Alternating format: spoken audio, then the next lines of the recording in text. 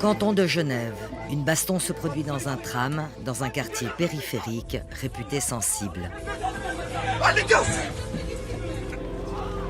Yverdon, canton de Vaud, une soirée d'Halloween dégénère, des bandes de jeunes et des policiers s'affrontent. Reinach, dans le canton d'Argovie. Bagarre entre filles dans un préau d'école.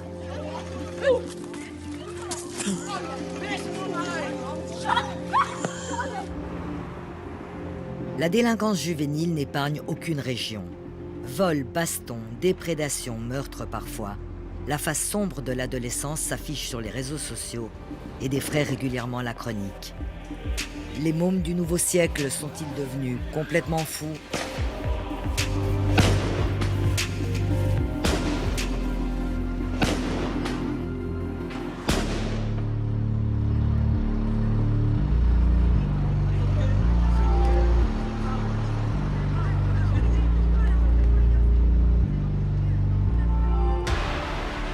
« 20h30 au centre de Neuchâtel. Les bandes de jeunes aiment le bitume et la nuit. Combien parmi vous ont eu affaire à la police ? Il y a une fois parce que j'ai fait une bêtise d'ado.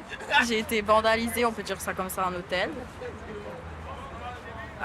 Sinon, pendant le confinement, je me suis fait arrêter plusieurs fois parce que on était plus de 5 et tout. Et plein de trucs comme ça. Ça vous fait peur, la police ? Non. Non.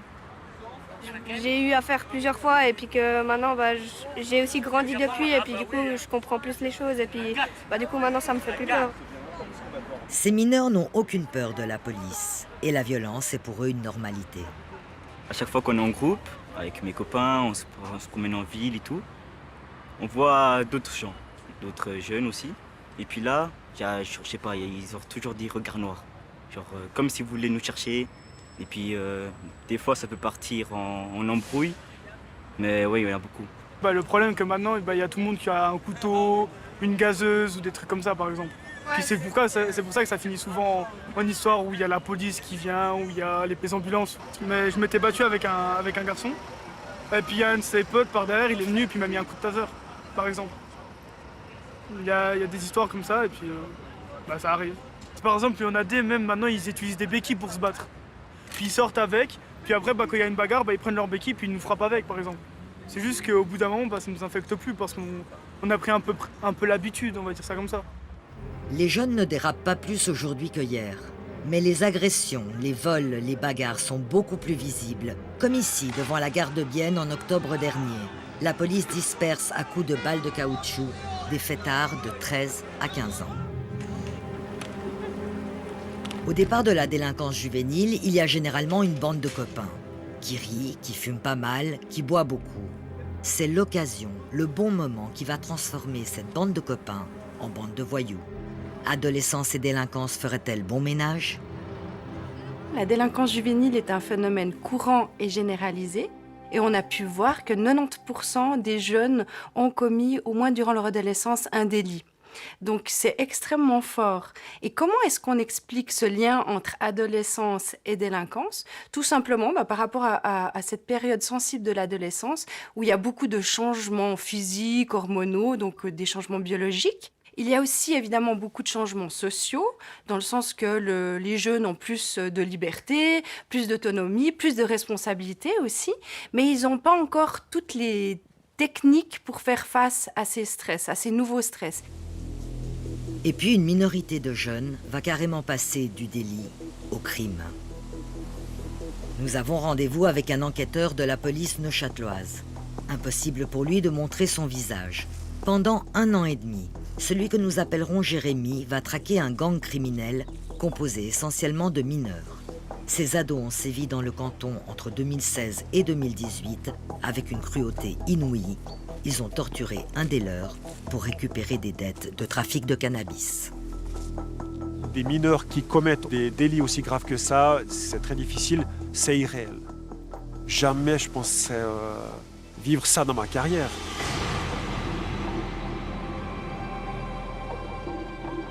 Et il raconte.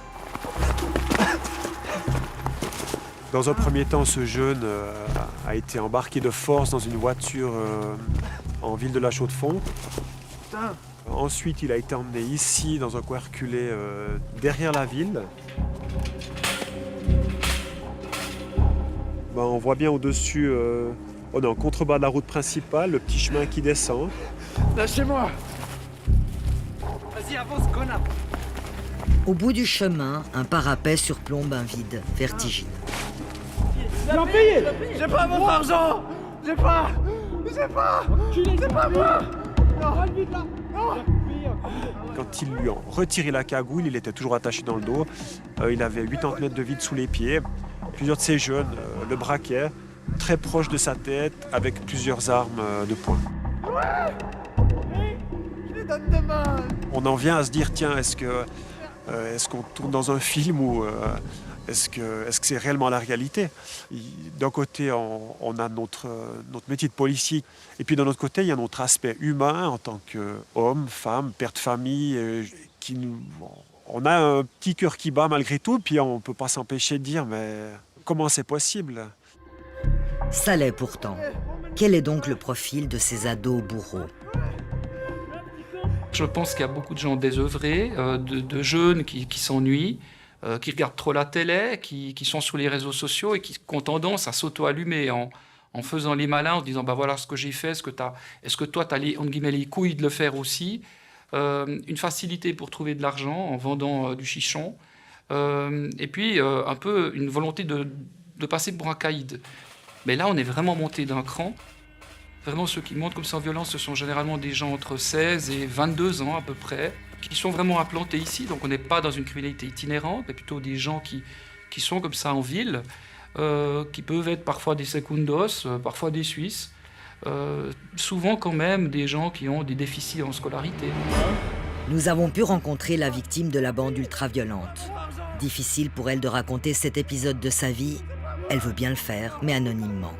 Mathias avait 16 ans lorsqu'il a été menacé de mort. Il en a 19 aujourd'hui et vit encore dans le traumatisme de son agression. Depuis, Mathias a changé de ville, raté son apprentissage. Il est détruit. Il parle pour la première fois. Des fois, je sais pas, je suis comme ça en train de parler, je suis perdu. Et c'est juste mes pensées qui s'arrêtent et je repense à ça. Des menaces, des coups. J'avais peur et je sais pas ce que je faisais là. Et je me demandais où j'allais, comment ça allait se passer, pourquoi. Si j'allais rentrer chez moi ou pas.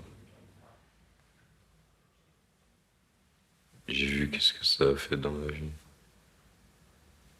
Et il n'y a personne qui mérite ça.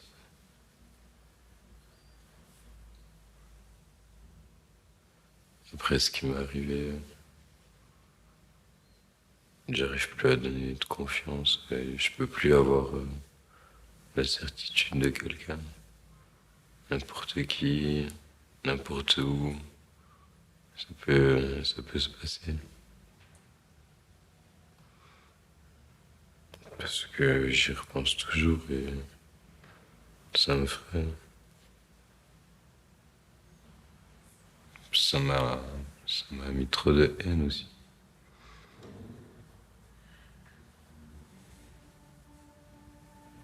Au final, maintenant je me bats pour pas finir comme ça, comme eux, et en devenir à en faire ça.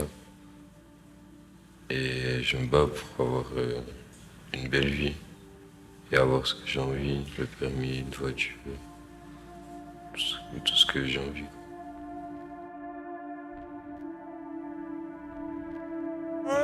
Et les gars, j'ai les bières, les chips. Les bandes de jeunes s'en prennent généralement à d'autres jeunes.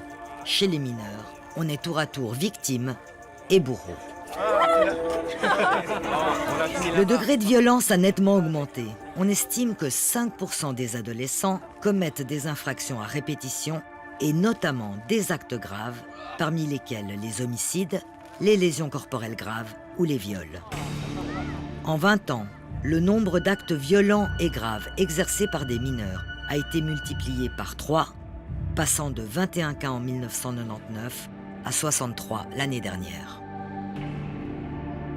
Ce dernier chiffre n'est peut-être que l'arbre qui cache la forêt, puisque seuls les cas avérés, clairement identifiés comme particulièrement violents et ayant fait l'objet de procédures sont comptabilisés.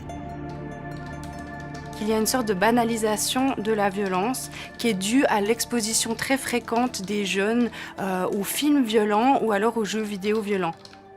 Il peut y avoir également aussi une banalisation des conséquences de la violence sur les victimes, parce qu'effectivement, on ne voit pas que la victime a dû aller à l'hôpital, qu'elle a eu peut-être des traumatismes psychologiques. Et puis, le fait de jouer aussi très fréquemment et longtemps à des jeux vidéo violents plonge la personne dans une certaine tension. Elle va percevoir le monde comme étant plus dangereux qu'il l'est. Et puis, cette tension qui est permanente va peut-être faciliter le passage à l'acte violent.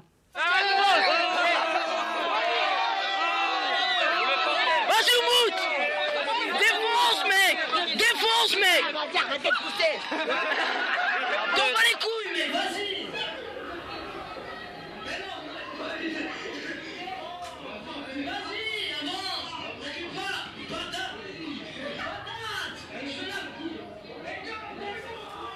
Ben, quand on voit des vidéos comme ça, on est déjà premièrement révolté parce qu'on remarque qu'il y a une victime qui ne peut pas faire grand-chose parce qu'il y a le groupe qui est autour. Et ce groupe-là est très fort, se sent très fort. C'est l'effet des médias sociaux, c'est l'effet de voir ça sur son portable. Donc on cherche cette émotion, ils cherchent ce trip, quoi. Donc en ayant une baston, tout d'un coup, la personne qui tape devient un héros dans la classe. Avec son matériel sous le bras, il sillonne les écoles neuchâteloises. La violence commence souvent dans les préaux. Daniel Favre, c'est le monsieur prévention de la police cantonale. C'est à partir des images violentes postées par les ados sur les réseaux sociaux qu'il délivre ses messages. Ces vidéos-là, moi, je les décortique un petit peu pour voir qui dedans est un petit peu impliqué. Et j'explique aux jeunes les conséquences qu'ils ont, même s'ils ont l'impression d'être que témoins. Je leur dis non, vous n'êtes pas témoins, vous êtes complices. Vous êtes des complices muets ou parlants, parce que des fois, ils disent vas-y, tape-y dans la tête, vas-y, tape-le, tape-le. Et ils ne se rendent pas compte que leur attitude fait que l'auteur va taper plus fort, ou va taper à des endroits qu'il n'aurait peut-être pas forcément fait lui-même, notamment la tête. Et j'essaye de faire prendre conscience aux jeunes des conséquences de leur acte. Daniel Favre nous a montré plusieurs de ces vidéos où une petite bande s'acharne sur une seule victime. L'effet de groupe fait que ça prend une ampleur énorme. Et les réseaux sociaux font que la baston devient quelque chose c'est la télévision, quoi. C'est de la télé-réalité qu'ils font. Ils sont là, ils sont devenus stars, celui qui a gagné, celui qui a perdu. Et voilà, donc c'est un jeu dangereux. Et moi, j'essaie de leur rendre attentif en leur disant, il y a des conséquences. Et il faut juste leur montrer que la bande peut être quelque chose de très bien quand elle fait des choses valorisantes. On peut être très bon en bande, en équipe, de faire des choses, on peut faire des miracles. Mais la bande peut être destructrice. Les jeunes en bande ont fait l'objet d'un travail de recherche unique en Suisse romande mené par Sandrine Emo. La criminologue est spécialiste de la délinquance juvénile, des gangs et des bandes de jeunes en Suisse. Mais au fait, c'est quoi une bande ?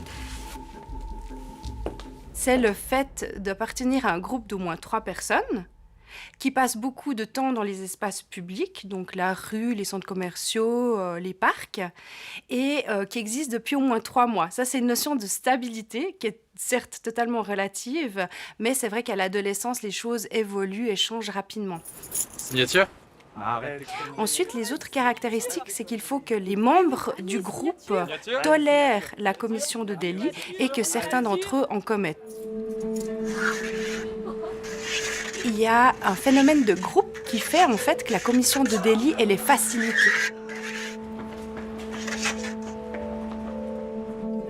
L'analyse théorique se confirme dans la réalité. Le phénomène des bandes sur le terrain s'est énormément accentué. Avant, les bandes, il y avait quand même une notion d'honneur Et que quand on avait un problème avec quelqu'un, on le réglait seul face à l'autre. Aujourd'hui, quand on est dans des phénomènes de bande, si un problème concerne une personne, ça peut être 200 personnes qui s'en mêlent. Donc vous savez comment c'est, il y a Facebook, Twitter, Instagram, Snapchat et tous ces réseaux. Ça passe tout par les réseaux en fait. Marisol est aussi une spécialiste des bandes, mais dans une version moins académique. Marisol est en effet travailleuse sociale et les jeunes, c'est sa vocation.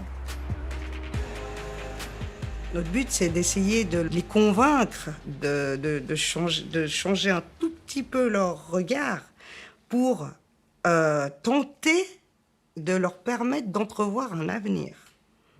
Et ce qui se passe avec ceux qui passent à travers du filet, c'est qu'ils vivent au jour le jour, à l'heure.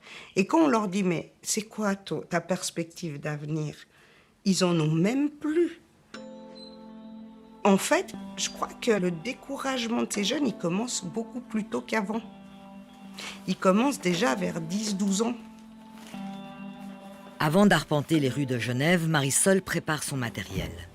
Dans sa besace, à boire et des mouchoirs au cas où, et 20 ans d'expérience auprès des ados.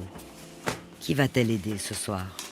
Dans la délinquance juvénile, 2 ados sur 3 sont des garçons, mais les filles jouent des coudes et depuis quelques années s'imposent avec leurs poings. Ah, les filles. Qu'est-ce qui se passe avec ces filles?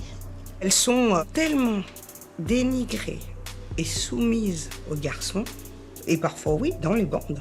Donc, il faut qu'elles arrivent à s'affranchir de ça, mais quand elles y arrivent, ça leur permet de se remettre à niveau vis-à-vis des garçons.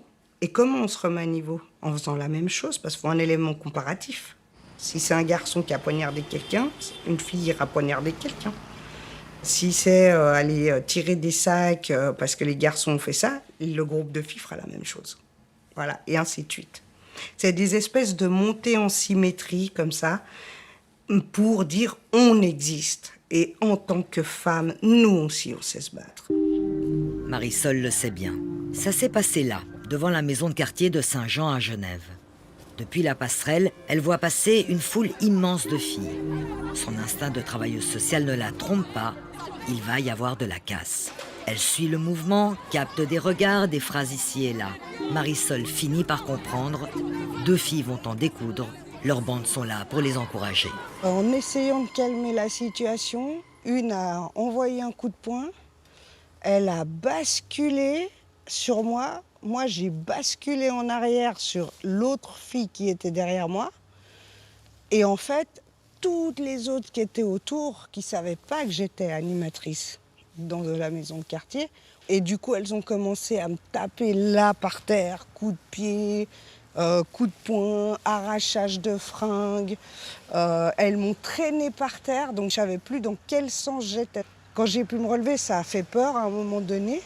Puis d'un coup, la police est arrivée sur l'appel d'une collègue qui a vu ce qui se passait. Et tout le monde s'est dispersé d'un coup, en fait. Les conséquences sont plutôt lourdes. Je ne me suis pas réellement sentie victime tout de suite. Et je crois que j'ai pris conscience de l'aspect victime au moment où on m'a dit, voilà, maintenant c'est 2 mois d'arrêt, toutes vos vertèbres sont démises. Mais Marisol ne s'est jamais découragée. Inlassablement, elle retourne encore et encore sur le terrain. Bonjour. Ça va? Va bien et vous? Ça va bien. Les bandes de jeunes, c'est sur les trottoirs des villes qu'on les croise surtout, là où ça se passe. Ou dans l'obscurité des rues un peu planquées du quartier. Le quartier, un des rares éléments stables et rassurants de la vie de ces jeunes en errance.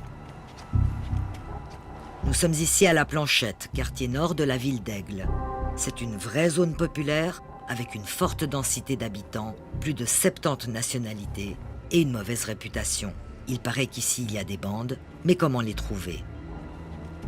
C'est grâce à Jean-Jacques Omberger, travailleur social extramuros, qu'un contact se fait. Ouais, j'arrive.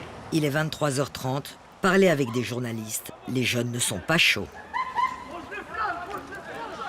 Bon. Et les gars, vous faites quoi?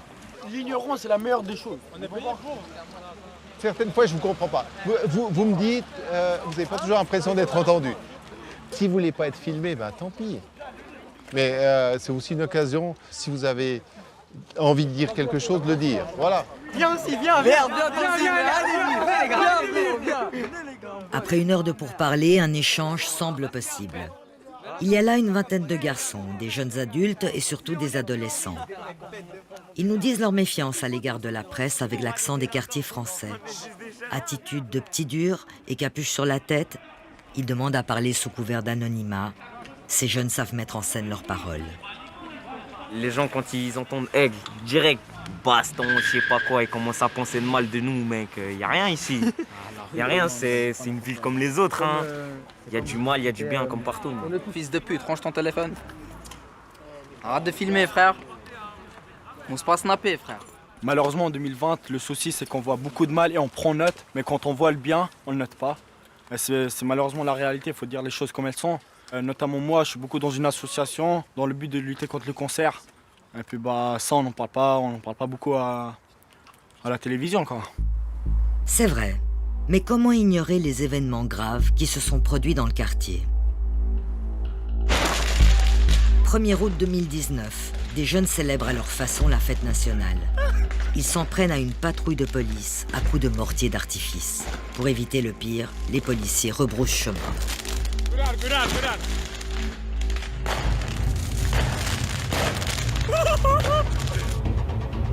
Un an plus tard, le 25 septembre dernier, un événement sans précédent va provoquer un choc en Suisse romande.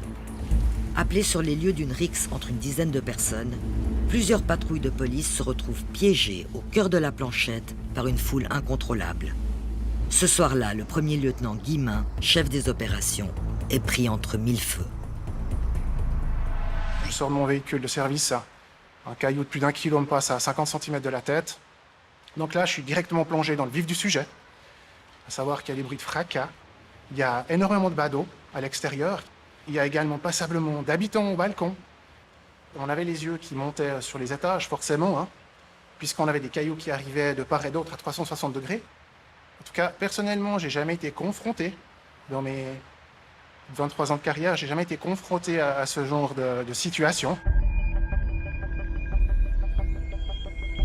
La presse s'empare aussitôt de l'affaire. Du côté de la municipalité, on est très embarrassé. C'est un événement tout à fait unique. C'est un cas isolé. Nous prenons ça avec sérieux. Bonsoir, messieurs. Bonsoir, monsieur le municipal. Comment ça se passe? Mais ça se passe bien. Ouais, très bien. Nous sommes intervenus avec vigueur, rapidité et avec les moyens nécessaires afin de stopper cette vague de violence pour éviter qu'elle se propage à l'entier du quartier de la Planchette.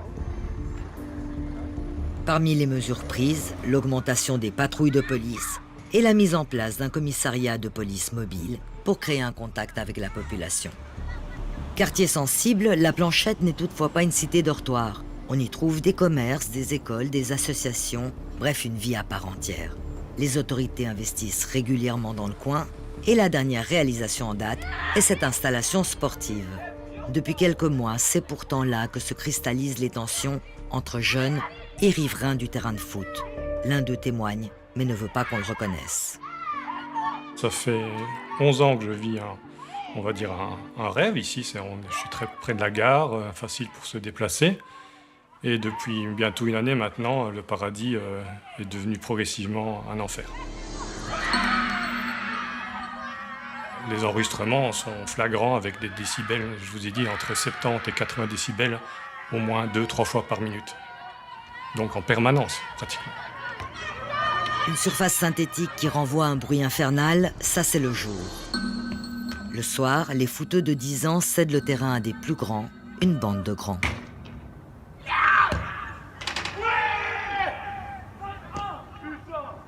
Et puis à partir de 22h30, on a des jeunes qui se rassemblent avec des groupes de voitures. Pas forcément des jeunes d'ici, donc des jeunes adultes avec souvent des grosses cylindrées qui passent des fois jusqu'à 2-3 heures du matin. Ils restent dans le quartier là, à parler fort, à rigoler, à fumer la chicha, avec des déchets le lendemain. C'est une déchetterie, tous les déchets de pizza, McDonald's, j'en passais des meilleurs. Plusieurs fois, j'ai ouvert la fenêtre pour leur demander, suivant les personnes. Certaines personnes sont très réceptives et puis baissent un petit peu le niveau sonore. Et puis d'autres me rient au nez et d'autres m'insultent, ça dépend sur qui on tombe. Ça vous fait peur? Peur, pas vraiment, mais vous savez qu'on peut, suivant le comportement de certains jeunes, on peut s'attendre peut-être à des représailles. Il est avec sa copine?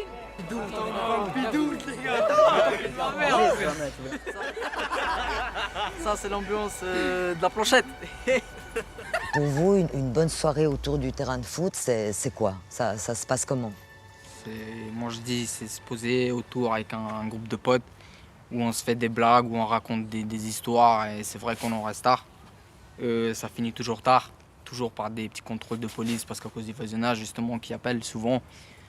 Moi, de ce que j'en dis là, c'est toujours les mêmes qui appellent. Et ouais, s'ils arrivent à nous construire un endroit où on est tranquille, où on peut carrément crier, je pense que ce serait le bon endroit pour nous. Puis elles sont où les filles là? Bah les filles. Il n'y a pas de filles, il n'y a pas de filles à la planchette. Mais ce que je veux dire, nous, notre âge, la plupart du temps, non, on ne traîne pas avec elles à la planchette. Il y en a quand même 2 qui nous rejoignent. Elles s'expriment sous l'œil d'une vingtaine de garçons postés derrière la caméra. Eux, c'est tous un groupe. Les filles, on a plein de petits groupes un peu partout. Voilà. La violence des filles, est-ce que ça vous parle? Bah, c'est normal. Pourquoi? C'est pas parce qu'on est des filles qu'on peut pas faire comme eux. Mais c'est pas vraiment faire comme eux, mais en fait, on a aussi le droit de se défendre, en fait. C'est parce qu'on est des filles, on n'a pas le droit d'ouvrir notre bouche, on doit se taire, on doit se mettre dans un coin, non. On a notre voix aussi, en fait. Vous avez l'impression que de façon générale, dans vos vies, vous devez vous défendre des garçons? De tout le monde, Oui, pas que des gars, ouais, mais oui. De tout le monde. Mais là, en général, ouais, les garçons, c'est vrai que c'est... Parce qu'ils peuvent être complètement irrespectueux. Donnez-moi des exemples. Bah, y a plus de cas de viol, d'agression, de beaucoup de choses comme ça. Enfin, à bout d'un moment, il faut qu'on doit se défendre.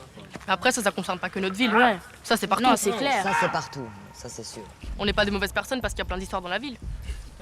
Comme dans tous les quartiers, en fait. Nous, on est des bonnes personnes, mais après, oui, on a chercher pas... plus loin. On dit ce qu'on pense et puis quand on a envie d'agir, on agit. 2 autres jeunes demandent encore à nous parler, si possible à l'écart du groupe. Ils veulent nous faire part de leur expérience en dehors de la planchette. On est tous les 2 au gymnase et tout de suite, dès le premier jour quand on est arrivé, quand on fait les présentations, tout ça, on nous demande qui on est, d'où on vient, quel âge on a.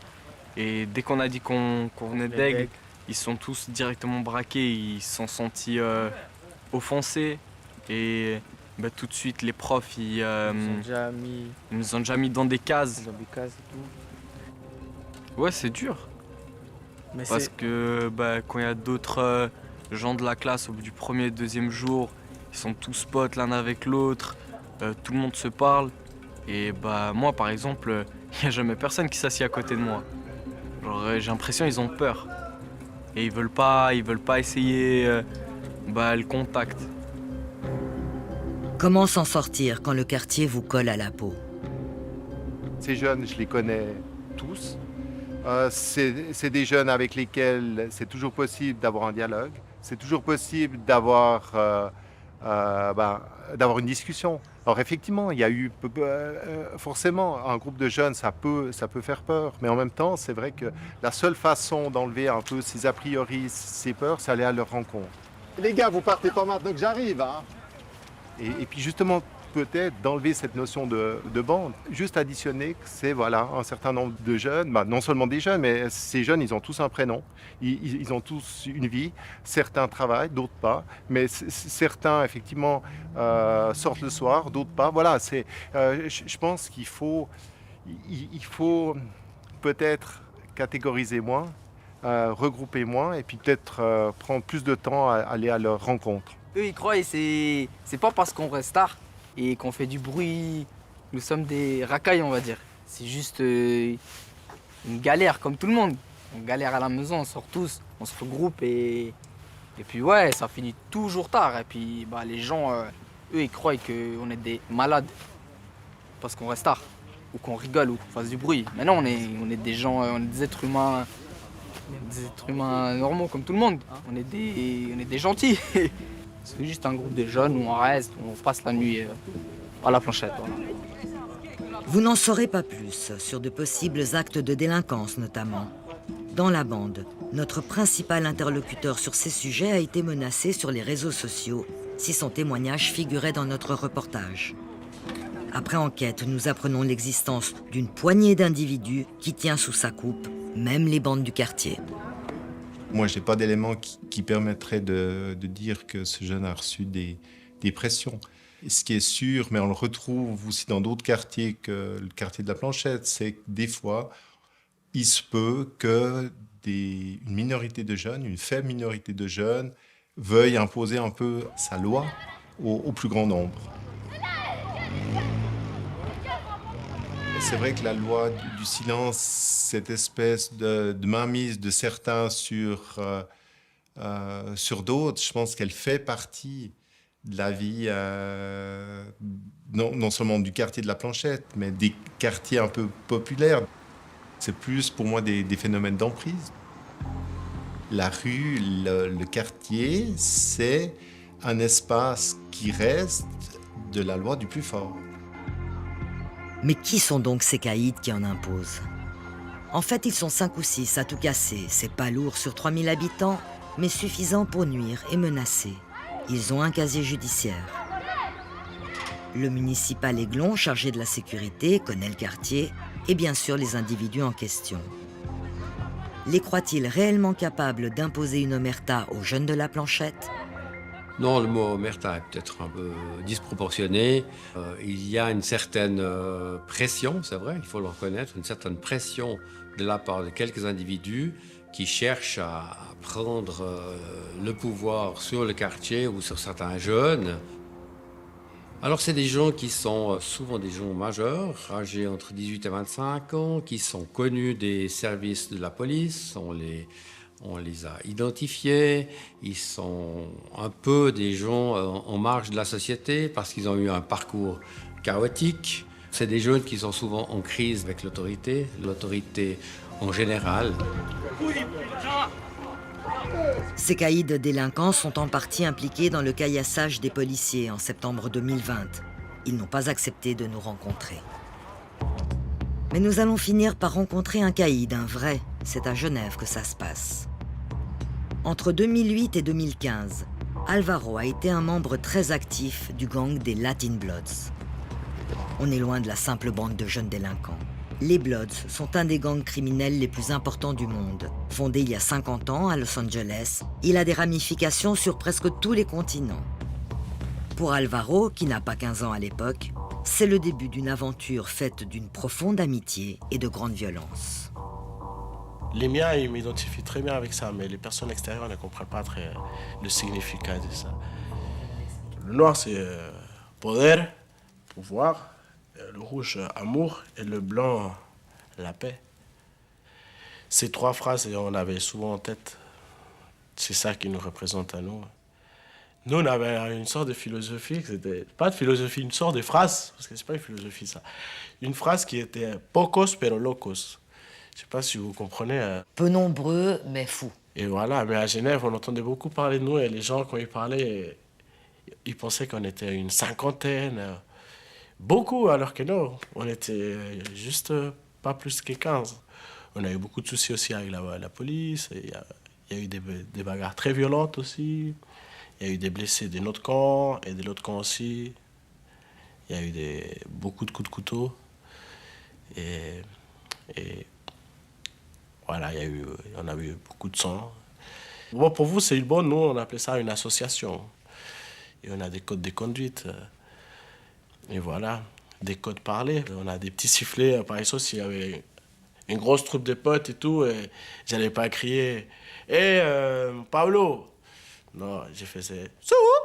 Et lui, il entendait très bien, il savait qu'il y avait quelque chose. Il devait venir me voir, ou peut-être il y avait un problème et tout. Dans les discothèques aussi, il y a beaucoup de bruit et tout. On se faisait des petits signes des mains et tout.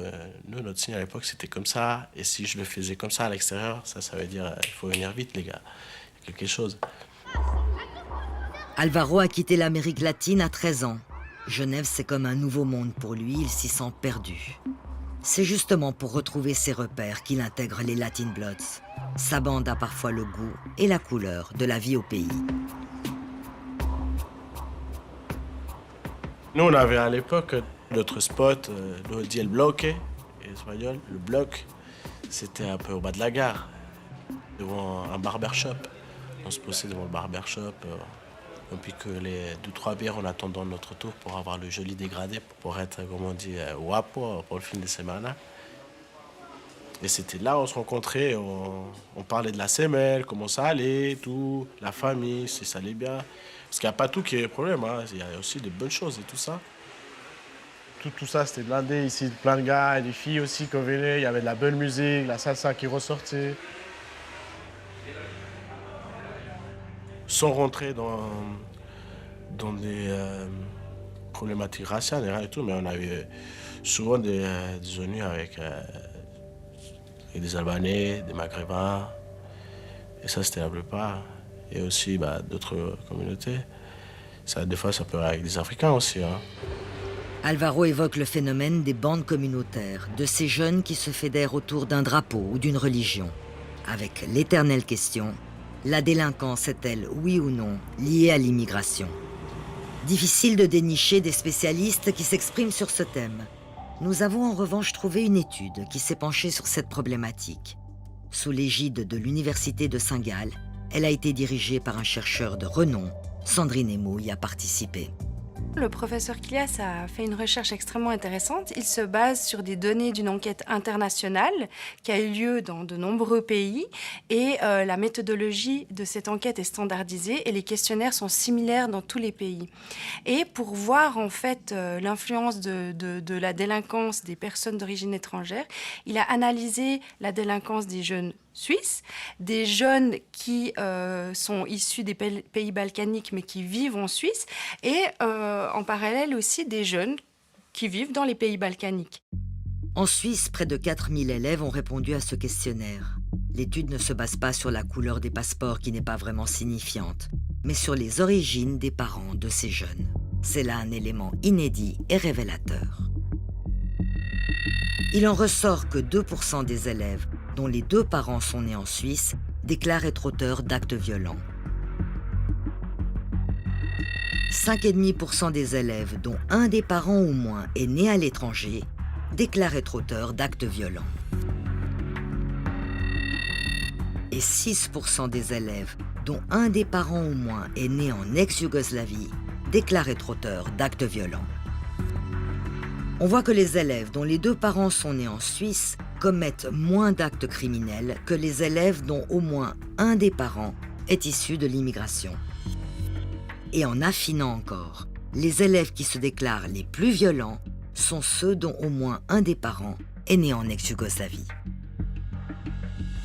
Mais attention, ce sondage a également été fait dans les pays d'ex-Yougoslavie. Et l'on constate que les élèves dont les parents n'ont pas quitté ces pays sont encore moins violents que les élèves en Suisse dont les parents sont nés en Suisse. Donc en fait, on peut dire que la violence n'est pas importée, comme ça peut être une hypothèse, mais par contre qu'on pourrait se poser des questions par rapport à l'intégration de ces jeunes dans notre pays. Comment est-ce qu'on peut faire pour favoriser leur intégration. Et ce qu'on a pu aussi s'apercevoir, c'est que les jeunes Suisses ont beaucoup la culture de faire des loisirs de manière structurée, comme par exemple faire partie d'un club de foot ou d'escrime ou jouer du piano, etc. Mais que les jeunes d'origine étrangère ont moins en fait cette culture des loisirs. Donc du coup, ces jeunes se trouvent plus souvent sans supervision d'un adulte, sans contrôle d'un adulte, et du coup plus laissés à eux-mêmes dans la rue. Et évidemment, du coup, il y a plus d'opportunités de commettre des délits. À l'époque, c'était 1, 2, 3 qui peut-être ils pouvaient traîner avec une arme blanche, ou la machette, les machettes. Maintenant, je vois, il y en a plusieurs. C'est facile de voir un ado avec un petit couteau sur soi. L'adolescence, elle est au taquet là maintenant. Ils sont très vifs. Ils ont envie de faire pareil. Ils sont très performants, les adolescents. Alvaro hier, d'autres jeunes aujourd'hui, que faire de ces adolescents si violents ? bricole. C'est vrai qu'actuellement, un de nos gros soucis est la possibilité pour les jeunes les plus difficiles de les placer. Parce que c'est une des mesures qui est prévue par le droit pénal des mineurs, c'est le placement. Parfois même le placement en milieu fermé, quand il s'avère nécessaire. Et ça, c'est une chose qu'actuellement, avec laquelle nous sommes très en difficulté. Parce que il y a des institutions qui ont fermé, il y en a d'autres qui ont restreint leurs possibilités d'accueil. Et puis, nous nous retrouvons, en particulier en ce qui concerne le placement en milieu fermé, avec la seule institution de Pramont, dans le Valais, qui accueille tous les jeunes de Suisse romande qui ont besoin d'une mesure en milieu fermé. Et actuellement, il y a 1 an d'attente, à peu près, pour faire entrer un jeune à Pramont. C'est inquiétant et ça nous inquiète beaucoup, parce que tout le système du droit pénal des mineurs repose sur le fait de pouvoir mettre en œuvre les solutions qu'il préconise. On s'expose aussi à ce que ces mineurs délinquants deviennent éventuellement des majeurs délinquants. Que répondre alors à ces voix de plus en plus nombreuses qui réclament malgré tout des peines d'emprisonnement de longue durée? Quand on nous dit « vous n'êtes pas assez sévère », c'est mettez-les dedans et puis laissez-les-y.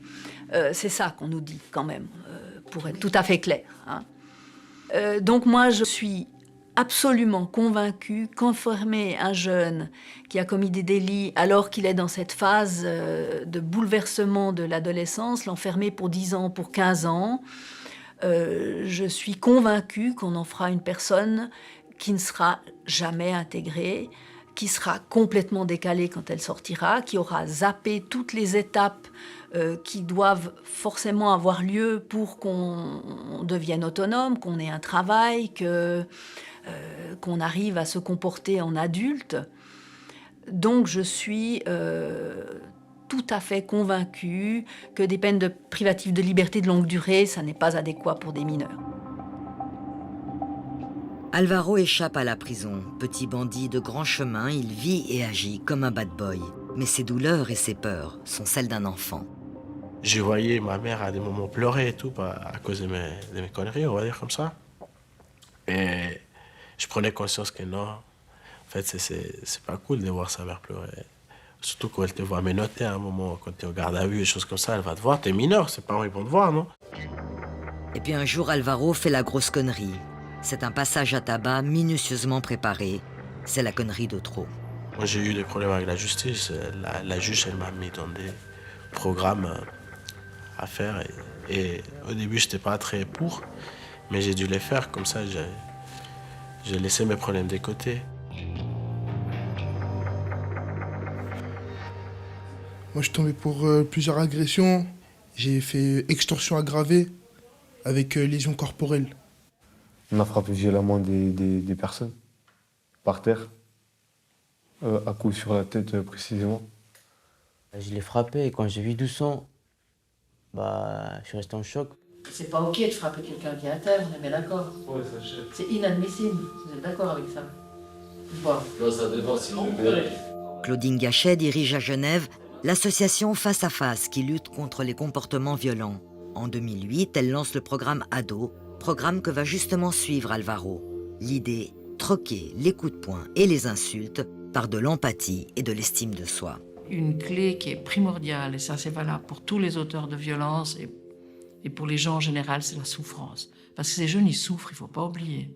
Ils souffrent d'un manque d'estime d'eux, certes, mais ils souffrent parce qu'ils ont souvent aussi des familles qui agissent de la violence. Ils ont des familles monoparentales, des familles recomposées. Les parents sont débordés, ils ne savent plus comment faire. Et plus les parents sont débordés, épuisés, plus il va y avoir de la violence au sein de ces familles. Donc ils ont besoin vraiment de remonter cette estime d'eux, et on le fait. Bon, j'ai appris en tout cas déjà, c'est que même si quelqu'un ils vont me faire quelque chose, ma fierté, je la garde dans ma poche. Des leviers qu'on a, c'est vraiment leur apprendre au niveau que les émotions, c'est normal, que la colère, elle fait partie des émotions de base, et on va leur apprendre à sentir ce qui se passe à l'intérieur d'eux pour qu'ils puissent ne pas arriver en zone rouge. Lorsqu'ils arrivent en zone rouge, et lorsqu'on arrive en zone rouge, parce que c'est valable pour moi comme pour vous, on n'est pas adéquat, on n'a pas les bons comportements, entre guillemets bons comportements. Donc nos jeunes doivent apprendre à sentir ce qui se passe à l'intérieur. Je viens de passer les 25 ans. J'ai des nouvelles questions qui viennent en tête. C'est surtout assurer mon avenir, avoir une stabilité. Là, dans ma tête, plus tard, j'ai envie de faire quelque chose qui va laisser un impact. Avec les ados, je pense que je peux apporter plus que dans d'autres domaines. Alvaro, il a vraiment fait un parcours intéressant. Il est venu témoigner auprès de nos jeunes. Puis quand on voit aujourd'hui sa capacité de dire « moi, j'ai envie d'être utile à la société, j'ai envie de faire quelque chose, j'ai envie de faire quelque chose d'utile, quelque chose qui serve, hein, qui ait du sens. Hein. » Il nous dit ça, je trouve ça incroyable qu'il puisse dire ça. Et qu'est-ce qu'il fait aujourd'hui? Il est dans une maison de quartier, il aide des handicapés, enfin il travaille avec des handicapés. Vraiment, moi je trouve ça extraordinaire. Maintenant, il faut que ça tienne. Alvaro semble sorti d'affaires, mais les chiffres sont là. Le taux de récidive chez les jeunes délinquants est élevé. Selon une étude de l'Office fédéral de la statistique de 2018, les mineurs condamnés entre 15 et 17 ans sont fréquemment recondamnés à l'âge adulte. Finalement, les adolescents qui vont bien, on doit leur répéter souvent les mêmes choses. Enfin, pour ceux qui ont des adolescents à la maison, qui n'a pas répété 36 fois la même chose dans certains domaines? Donc ceux qui ne vont pas bien et qui s'expriment, entre guillemets, par la commission de délit, pourquoi est-ce que la bonne parole du juge, une fois, avec une peine qui, évidemment, pour la première fois, sera de relativement peu d'importance, sera proportionnée aux petits délits commis, mais pourquoi est-ce que, dans le cadre d'une adolescence difficile, pourquoi est-ce que ça porterait ses fruits tout de suite? C'est pour ça que j'aime pas tellement parler de récidive. Oui, il y a des récidives, ils refont quelques bêtises avant de comprendre. Et puis tout à coup, ça s'arrête. On a des mineurs, du jour au lendemain, ça s'arrête. Et ça, c'est pas toujours explicable. Soit parce que, voilà, on a fait comprendre un certain nombre de choses, mais ça c'est une hypothèse qui est flatteuse pour nous, mais c'est aussi le temps qui passe, l'adolescence qui s'écoule, la rencontre avec un maître d'apprentissage qui tout à coup a un certain impact sur le jeune, ou bien simplement le fait qu'un garçon ait une copine, par exemple. C'est des choses très concrètes, mais qui peuvent amorcer des tournants parfois assez spectaculaires. Marisol a été un déclic pour un de ces jeunes cabossés. Vita! Oh Marisol! C'est bizarre de te voir. Plaisir. Qu'est-ce que tu fais? Écoute, je sors un peu faire une tournée, tu sais comment je suis. Ça fait trop 1000 ans qu'on s'est pas vu. Ça fait un petit moment, ouais. Ah, c'est un 18.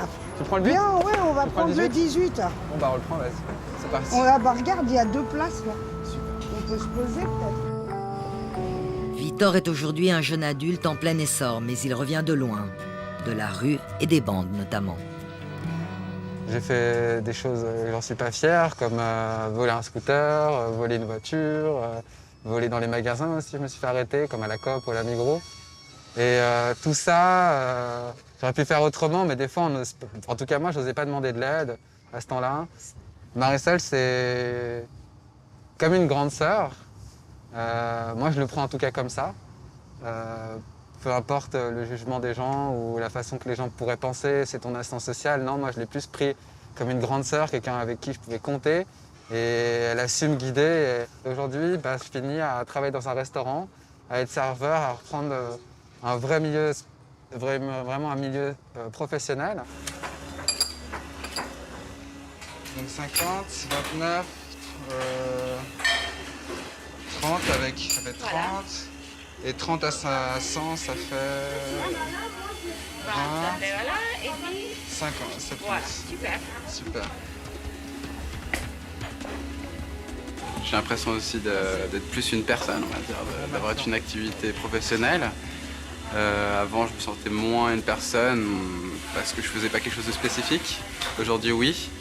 Et c'est ce qui est le plus important, on va dire.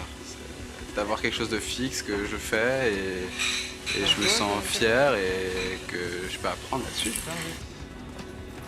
Trop bien. Je t'ai vu à vélo. Dis-toi que mon vélo, on me l'a volé. Ah, le fixie? Ouais. Aïe, aïe, aïe. Là, j'avais payé cher, c'était mon cadeau que je m'étais offert pendant l'année. Ouais. J'étais vraiment très dégoûté. J'ai compris ce que c'était de se faire vraiment prendre quelque chose, tu vois, que t'aimes, que t'as donné du temps et de l'argent pour l'avoir. Victor fait son chemin avec des hauts et des bas. Et Marisol n'est jamais très loin.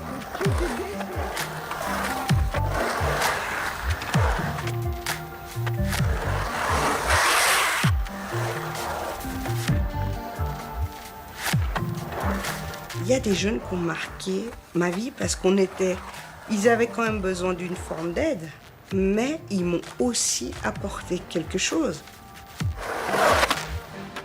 Sur mes 20 ans de carrière jusqu'à maintenant, je pense que j'ai en tout cas une dizaine de jeunes avec qui je suis toujours en contact, régulier. Tu vas?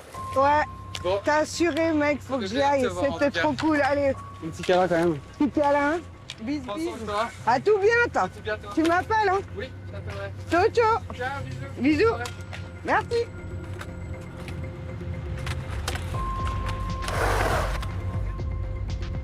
Et Marisol est repartie, passant d'une errance à l'autre, toujours avec le sourire et son savoir-faire en bandoulière.